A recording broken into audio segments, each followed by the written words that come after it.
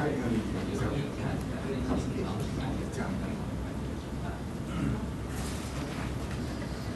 evening, it's a pleasure for me to be here. It's not so simple to tell the story of the prosthesis, but I can say that the first generation of prosthesis was in metal, and it was not so comfortable for the joint replacement.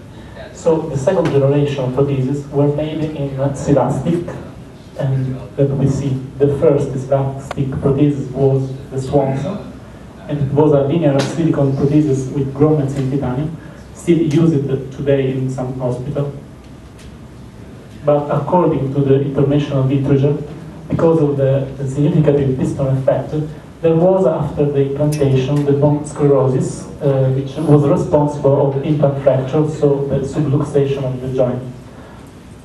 For this reason, the previous prosthesis was substituted by the Sutter in 1987, called Avanta.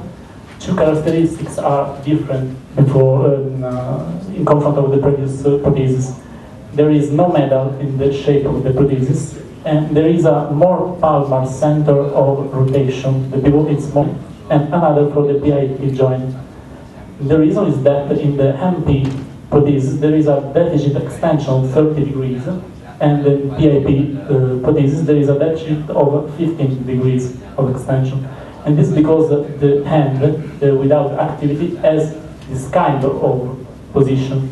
So if we take a look at the mean range of motion, we can see that for the MP joint with previous prosthesis, the range of motion was 60, and for the PIP, 75. But with this kind of prosthesis, with Neoflex, the angle of flexion is 90. Another important element is that the pivot is more palmar, like the Avanta, and this is important because there is the minor stress during the flexion, that is the normal condition of the hand during the activity. The instruments are important to implant this kind of prosthesis, and it's important to a training course that I had in Luxembourg. The indication for the implant are the pseudoarthrosis after the trauma, the osteoarthrosis, the rheumatoid arthritis, so condition in which there is the deformity axial deviation, in which there are no results after drug therapy for the pain, and in which there is the loss of digital function, so a worse quality of life. But the innovations are not only on the shape or on the material of prosthesis, even the innovation in surgical procedure, because we introduced the application of lateral ligaments, the volar plate reattach, and the new skin incisions. The old incision for MP joint was on the dorsum of the joint, but the new incision is a Y-shaped incision, and this has some advantages. For example, with one incision we can expose two joints contemporarily. There are no lymphatic or vein injuries with this incision, and no scar on the dorsum of the joint, so the mobilization is early. For the PIP joint is the same. The old dorsal incision is that still used. The new lateral incision permit no incision on the extensor tendon, so an early mobilization.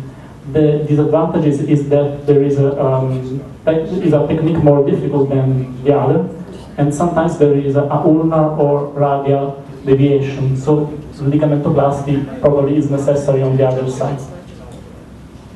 Take a look at the operative technique. The first time is the intermetacarpal, is the picture of the stability of the volar plate under the stress with a pen, and with the end.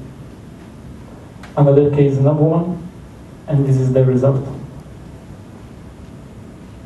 In this case, the picture is important because I can show the difference between the PIP joint and the DIP joint. In DIP joint, it's not possible to put prosthesis because there are no results. So we have to realize the arthrodesis. Physical therapy is so important for the PIP joint. It's too important to obtain result. The collaboration between the surgeon, physiotherapist, and patient, the continuous